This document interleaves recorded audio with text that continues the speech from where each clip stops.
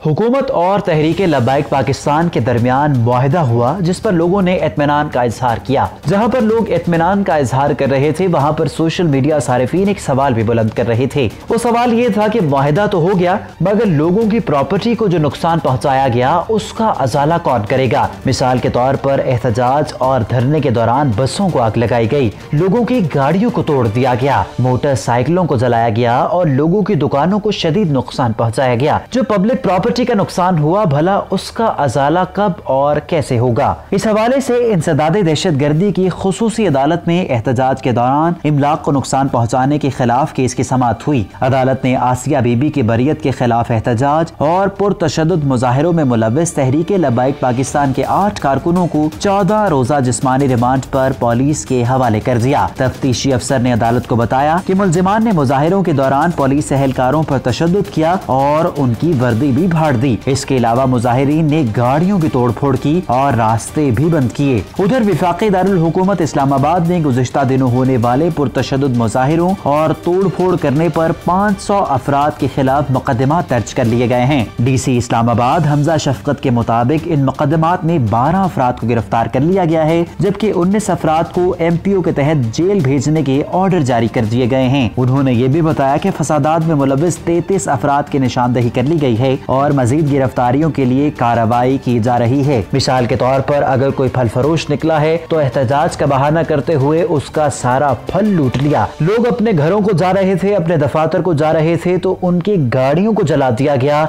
बसों को आग लगा दी गई, मोटरसाइकिलों को तोड़ दिया गया, रिक्शों को आग लगा दी गई। ऐसे शर पसंद अनासिर के खिलाफ अब घेरा धक किया जा रहा है। और इसी हवाले से विफाकी वजीर इत्तलात फवाद चौधरी ने कहा है कि सूबाई हुकूमतों को एहतजाजी मुजाहिरे के दौरान तोड़फोड़ करने वाले शरपसंद अनासिर की निशानदही के लिए आज रात की डेडलाइन दे दी गई है। लाहौर में प्रेस कॉन्फ्रेंस करते हुए उन्होंने कहा कि हुकूमत की जिम्मेदारी है कि वो एहतजाजी मुजाहिरों के दौरान होने वाले इमलाक के नुकसान का अजाला करे और शहरियों को तहफ़्फ़ुज़ फराहम करे। फवाद चौधरी ने कहा कि अवामी और सरकारी प्रॉपर्टी को नुकसान पहुँचाने वाले अनासिर की निशानदही के बाद उन्हें गिरफ्तार किया जाएगा। विफाकी हुकूमत इस ज़िमन में सूबाई हुकूमतों की मदद करेगी। सियासी जमातों की जानिब से मामले पर मस्बत रद्द-ए-अमल देने का खैर मकदम करते हैं। उन्होंने कहा कि तमाम सियासी जमातों ने इस दौरान मैच्योरिटी का सबूत दिया, जिसे वेलकम करना चाहिए। उन्होंने एहतजाजी धरने के दौरान गरीब रेड़ी बांध से केले छीने जाने वाले वाक़े की शदीद मजम्मत की और कहा कि इस हरकत से मुजाहिरीन की अखलाकी ज़वाल का अंदाजा लगाया जा सकता है।